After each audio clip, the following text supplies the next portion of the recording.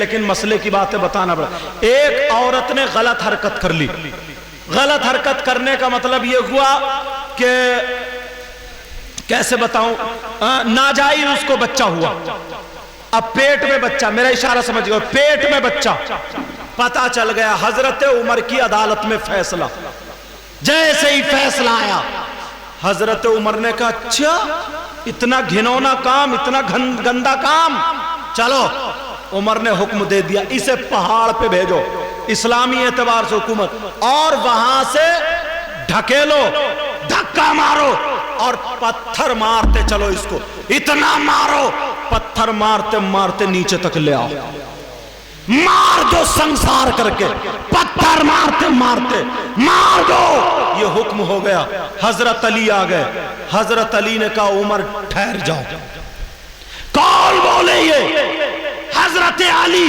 کہا عمر نہیں، مت مارو، فیصلہ مت۔ عمر کہہ سکتے تھے، کچھ لوگ جو حضرت عمر کے قریب رہتے تھے، ارے عمر کی بات، ایک بادشاہ کی بات پلٹی جا رہی ہے۔ اور آج تو بھائی بھائی، ماموں بھانجا، چچا بھتیجا، ماں باپ، بیٹا بیٹی، یہ ساری نفرتوں کے مجسمہ بن گئے ہیں، نفسانیت بڑھ گئی ہے۔ حضرت علی نے کہا ٹھہر جاؤ، رک جاؤ، ہلاک ہو جاؤ گے عمر۔ کہا کیوں؟ کہا نہیں، فیصلہ غلط ہے۔ غلط؟ کہا کیسے؟ کہا عمر ایک بات بتاؤ۔ کہا کیا؟ کہا یہ بتاؤ، تم نے حکم دے دیا اس کے پیٹ میں 9 مہینے کا بچہ، یا جتنے بھی مہینے کا سانس پڑ چکی ہے یہ بچہ ہے، تو پتا چلا ہے غلطی اس عورت نے کی ہے، بچے نے نہیں۔ توجہ رکھنا، غلطی اس ماں کی ہے، پیٹ میں ہونے والے بچے کی نہیں۔ جب ماں کو مار دیا جائے گا تو بچہ بھی مر جائے گا۔ عمر پکڑے جاؤ گے، تمہیں سزا دینے کا حکم ماں کو ہے، بچے کا نہیں۔ حضرت عمر لرز گئے اور علی کی پیشانی کو چوم لیا، سینے سے لگا لیا اور کہا علی آج اگر تم نہ ہوتے تو لہلک عمر، عمر ہلاک ہو چکا ہوتا، عمر کے ہاتھ سے قتل ہو چکا ہوتا، ہلاک ہو چکا ہوتا علی۔ علی پھر کیا کرنا چاہیے؟ علی نے فرمایا اس عورت کی حفاظت کی جائے، ایک طرف اس کی پرورش کی جائے، جب بچہ یہ جن دے، بچہ پیدا ہو جائے، بچہ دوسری عورت دائی کے حوالے کر دیا جائے، بچے کو پالا جائے، پھر اس کے بعد اس عورت کو سزا سنائی جائے۔ اور آج غلطی ہو گئی ہے، ہو ہی جاتی ہے، مجھ سے بھی ہو سکتی ہے، آپ سے بھی ہو سکتی ہے، کسی سے بھی ہو سکتی ہے۔ قرآن میں صاف ہے وَلَا تَمْشِي فِي الْأَرْضِ مَرَحًا، زمین میں اکڑ کر مت چلو، ناک اونچی کر کے مت چلو، زمین کو ٹھوکرے مارتے ہوئے مت چلو، یہ مت دکھاؤ گاؤں والوں کو یا شہر والوں کو ہم ہیں، تیری ناک رگڑوا دیں گے، اس کی ناک رگڑوا دیں گے، جھکوا دیں گے۔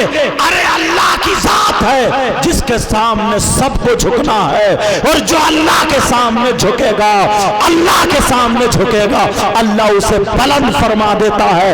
مومن کا دل اگر دکھ جاتا ہے تو عرش الہی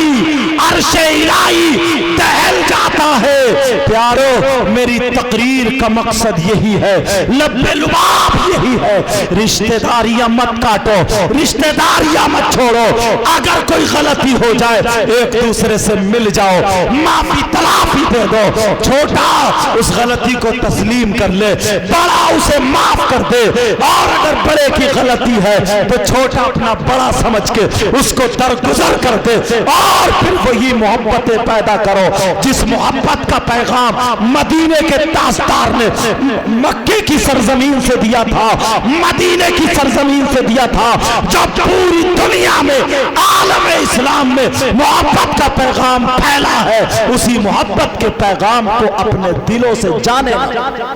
سبحان اللہ، بہت اچھے۔ سمجھ میں آئی بات؟ آخری بات بتا دوں، نبی کی بھی رشتہ داریاں تھی جی۔ میرے نبی جب چھوٹے سے تھے حضرت حلیمہ لے گئی، تم نے سنا ہوگا، حضرت حلیمہ لے گئی، میرے نبی کو دودھ پلانے پال لے، میرے نبی کا بچپنا وہیں رہا، بکری بھی چراتے تھے حضرت حلیمہ کے وہاں. حضرت حلیمہ کی ایک بیٹی تھی، اس کا نام حضرت شیمہ تھا. کیا نام تھا بولو؟ میرے نبی سے کچھ بڑی تھی عمر میں. تو بڑی بہن اب بہن ہی ہو گئی، دودھ پلانے والی ماں شریک ہو گئی. جی جی. تو بڑی تھی، بڑی بہن چھوٹے بھائیوں کو ٹانگے گھومتی پھرتی، اور خوبصورت بچہ ہو تو اس کو تو محلے والے بھی گود میں لے لیتے ہیں. بولو ہے کہ نہیں ایسا؟ اور بچے ویسے بھی اچھے لگتے ہیں، بچے ویسے بھی اچھے لگتے ہیں. میں اپنے تجربے کی بات بتاؤں، سمجھے؟ میں آ رہا تھا دلی سے آ رہا تھا. بہرحال انہوں نے مجھے روک لیا، تو دن میں آ رہا تھا. میں تقریر کی، میں نے وہاں روک لیا مجھے، پھر دن میں آ رہا تھا. میں بیٹھا ہوا تھا، ایک عورت آئی، وہ بھی غیر مسلم تھی، ہندنی تھی، مگر اس کی گود میں بچہ تھا. میں ایک طرف کو ہو گیا، وہ بیٹھ گئی میری برابر سیٹ میں. بچہ، اب بچہ تو بچہ ہی ہوتا، اچھا لگتا چھوٹا بچہ. اب وہ بچہ مجھے دیکھے، میں چشمہ لگا ہوا تھا، میرے چشمے کو، اب وہ میری طرف کو بھاگے. بچہ دیکھتے ہی بھاگتا. اب وہ زبردستی روک رہی ہے، کھینچ رہی ہے، اس وجہ سے کہ پتہ نہیں کون مولانا ہے، کیا ہے، کیسا ہے، سمجھے؟ کہ نہیں بیٹا ہاتھ. کئی سال پرانی بات بتا رہا ہوں، کئی سال، سمجھے؟ جسپور آ رہا تھا میں اس وقت، تب کی بات ہے. مگر وہ بچہ، تو میرا بھی دل نہیں مانا، جبکہ غیر مسلم تھا، میرا بھی دل نہیں مانا. میں نے بھی اس بچے کا ہاتھ پکڑ لیا، تو اس بچے کو سکون ہوا. بہرحال بتانا یہ چاہتا ہوں، میرے نبی چھوٹے سے، حضرت شیمہ گھوم رہی ہیں، کھلا رہی ہیں، برابر میں چٹائی میں لیٹے ہوتے تھے. میرے نبی ایسے ایسے انگلی، بچے چھوٹے کرتے نا ہاتھ کو، تو پہلے، اب تو یہ چھتیں دکھتی ہیں، پی او پی دکھتی ہے، اس وقت چاند ستارے دکھتے تھے. میرے نبی انگلی ایسے کرتے تو چاند ادھر کو آ جاتا، ادھر کرتے اشاروں پر کھلونا تھا، کھلونا چاند. یہ حضرت شیمہ دیکھتی تھی.